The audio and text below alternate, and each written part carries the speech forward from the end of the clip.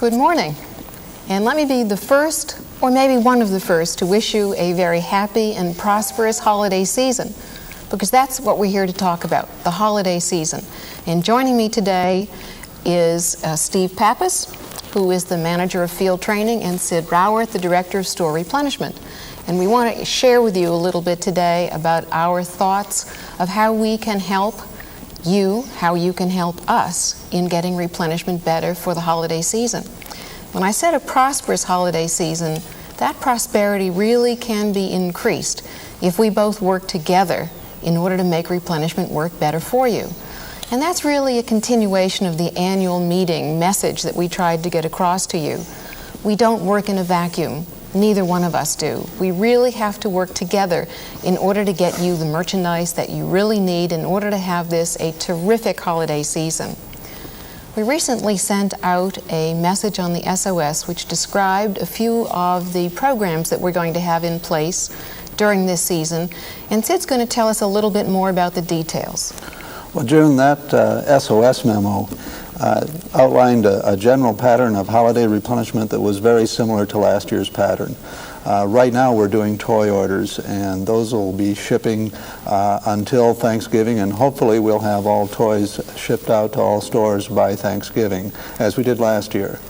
Another kind of order is our parts and accessory replenishment, and we will have higher models on parts and accessories in place for all stores by the end of October, and we'll supply to those higher model levels through the third week of December, so we're well supplied into the 13th month on those key items.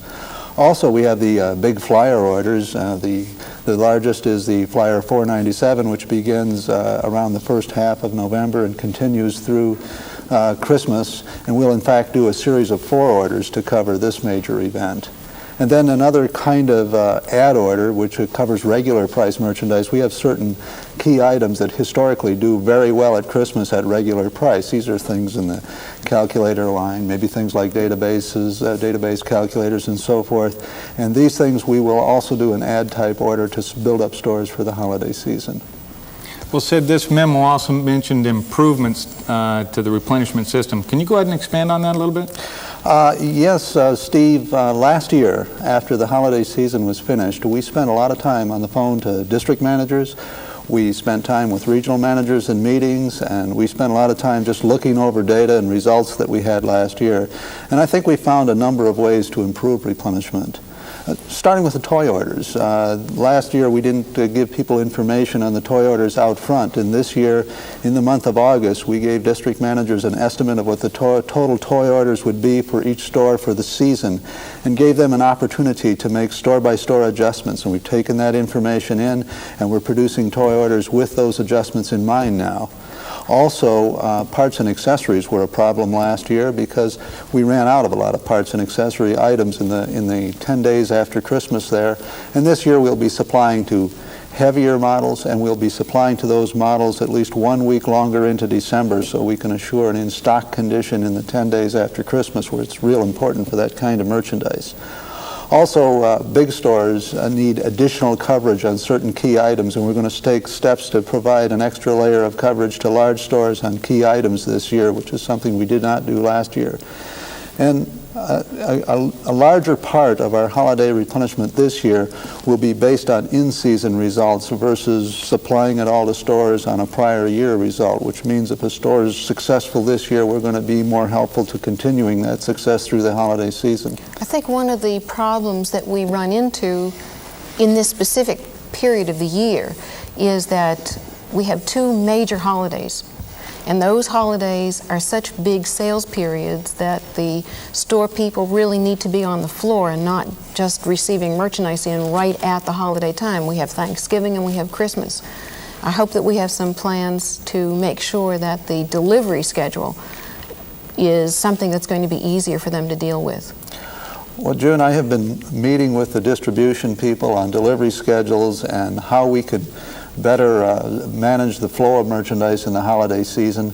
And last year there was a problem that just prior to Thanksgiving a lot of stores got very jammed up with merchandise because there was such an influx of receipts at that point in time. We shifted a few receipts from just before Thanksgiving to the days after Thanksgiving in order to level out some of that load. And also, I think we're going to do a much better job of timing our order creation after that big Thanksgiving weekend. We are working on a way this year that we will create an order for all stores following those that big Friday and Saturday that we'll have shipped back into all stores before the next Saturday, filling them in for important sell-throughs that they have on the first big holiday weekend. Also, Christmas weekend itself. Last year after Christmas, some stores went, because of the holidays in that period, went up to 10 days without getting a, 7 or 8 or 9 or 10 days without getting a replenishment order in, and that hurt them.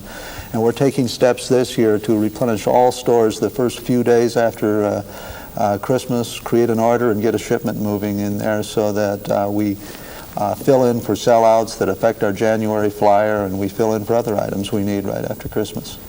Sid, I want to change directions just a little bit. What about the use of perpetual count reports at this time of year? Can it actually help the stores? Well, I'm glad you mentioned that, Steve.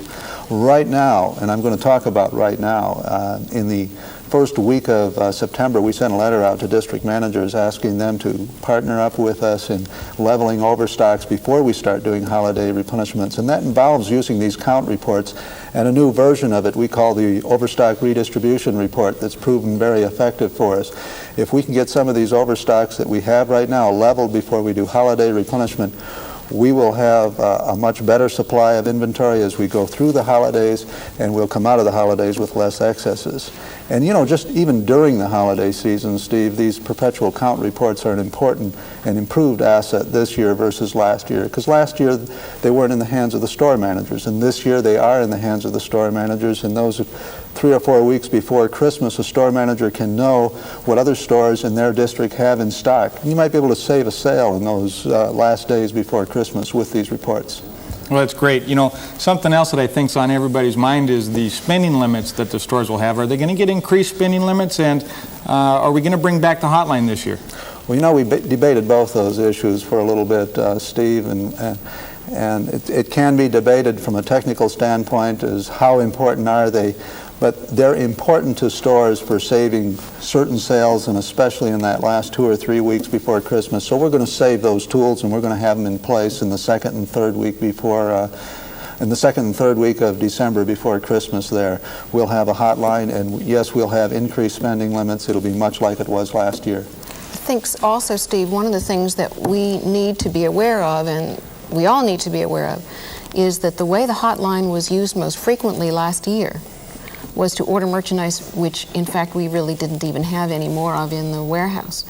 And while, of course, people in the stores don't know which items we're out of stock on totally, I can understand they're using the hotline for that purpose. We have to realize that absolutely the most important way to get merchandise is through the replenishment system. Yeah, that is true. What about, we've been asking the field to give input concerning replenishment. What type of suggestions can they give you that will actually make changes to the replenishment system? It's an interesting thing about replenishment and the amount of merchandise that we have. The total amount has been purchased already for the season. We can't make any more changes now with the vendors. What's coming in is coming in. The total quantities that we're going to have, if everything ships on time, will be only the amount that we've planned to purchase. Now what we have to do is distribute that properly. And the information that we need in order to distribute that properly is absolutely 2 basic types of information. One is generalizations. We need to know what went right and what went wrong last season. We need to know what the general feeling was of how replenishment worked properly or did not work last year.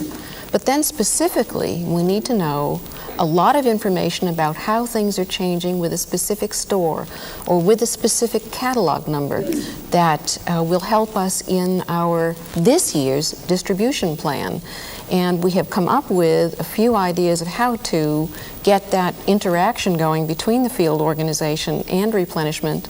And I think Sid can give us a few more details on what he can actually use in order to get this thing going. Let me start out by describing some of the store-by-store situations that we can make changes for, June. We can adjust for sales trends. If somebody's experiencing right now an increase or a decrease in sales, and they expect that increase or decrease to happen on into the holiday season. Adjustments can be made for that. Relocations are an important issue, and we can make adjustments for relocations. That's particularly important where we're talking about a relocation from a mall to a strip or a strip center to a mall. These things can have an important effect on total sales and on the mix of business. And we can make adjustments by parts and accessories, consumer products, or computer products separately. So in broad terms, we can make adjustments that could affect the mix of business. We can make allowances for certain stores who have unusually high December sales. We have some stores out there that their month of December is 6 or 7 or 8 times what a normal month of the year is, and this may require some special action to get replenishment right. We can make corrections in some cases for stores with incomplete histories. A store was closed for remodeling for several months in the course of the year, or a relocation, and now has been reopened, and its history is incomplete. If we don't make adjustments, replenishment won't be right, but we can make corrections. Bulky items are a problem to stores with limited square footage, and we can put restrictions on things like the big rack systems so that stores with limited square footage don't get a lot of these items and can manage to their space a little better. New store situations, if a store opened since last December, or if a store is opening now during the holiday season, we need to work closely with district managers to get things as right as possible for these very volatile situations with new stores. We can make allowances for additional locations, or the lack of locations that were there last year, and these affect sales one way or the other. There may be other conditions which I'm not thinking of that we can adjust for right now, and what I would suggest is don't second guess us. I invite district managers to call us on store-by-store situations that they're concerned about and challenge us to do something with them. Also, I want to mention, you touched on the general comments, and yes, we'd like to hear some general comments from district managers. These can be on things, as you mentioned, that happened last year. Maybe they want to express their concern about parts and accessories. Maybe they want to express their concerns about a particular kind of product last year they didn't have enough of. Or maybe it's a new product like the talking calculator this year that just kind of took off here at the end of August. It's kind of an unknown entity. It seems to sell, and maybe they're concerned that they need more of this, maybe in large stores, maybe more earlier or something like this. I'd like to hear those comments, and maybe there's adjustments we can make to deal with the situation better if we know. Well, it sounds like the worst thing that can happen is a lack of information. What we need is information from you and your help to make sure that we have the correct distribution of the products that are available to us so that we really can have this prosperous season that we talked about earlier in this portion. Yeah, but we have to move fast. I mean, we're at a point here in the next, within 3 weeks, some of this, other than toys, is going to be underway, and if we don't have the input pretty quickly here, it won't be effective. So we really need to know very quickly from them. We have to move fast and get this communication done in the next couple of weeks. Well, I think that Jim Nichols and Joe Tanner are in agreement with you on the speed with which we have to accomplish this, and in fact, Joe's going to tell you a little bit more right now about how we can accomplish it. Thanks, June, Sid, and Steve. I absolutely agree that replenishment works better when we have store input. We're already in a busy time of year, and we're working on a very tight time frame when it comes to replenishment. We need all your support and help in this matter. Therefore, district sales managers must hold a district meeting before Friday the 25th to discuss how we can do a better job this year when it comes to Christmas replenishment. This would also be a good time to swap some of the merchandise among the stores so that we can balance our inventories before the Christmas selling season.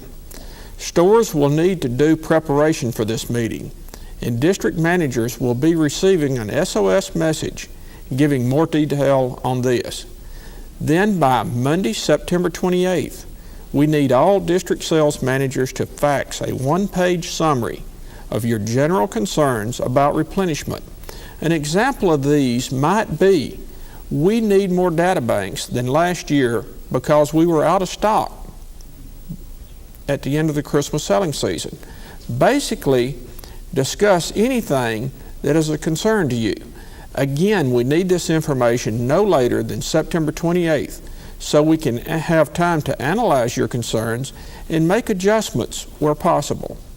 Then, in the 2 weeks following the 25th, all district sales managers will have a conference call with the replenishment specialist to discuss some specific store-by-store issues. An example would be a strip store that is moved into a mall location, or a store that doesn't have storage space for the large rack systems. We need to know these type of situations so we can be sure that you have the product when you need it, where you need it, and a place to put it. Start thinking about and making notes on these situations now so you don't forget anything. I know this golden quarter is going to be a very successful one, and with all of your help, we can make it even better.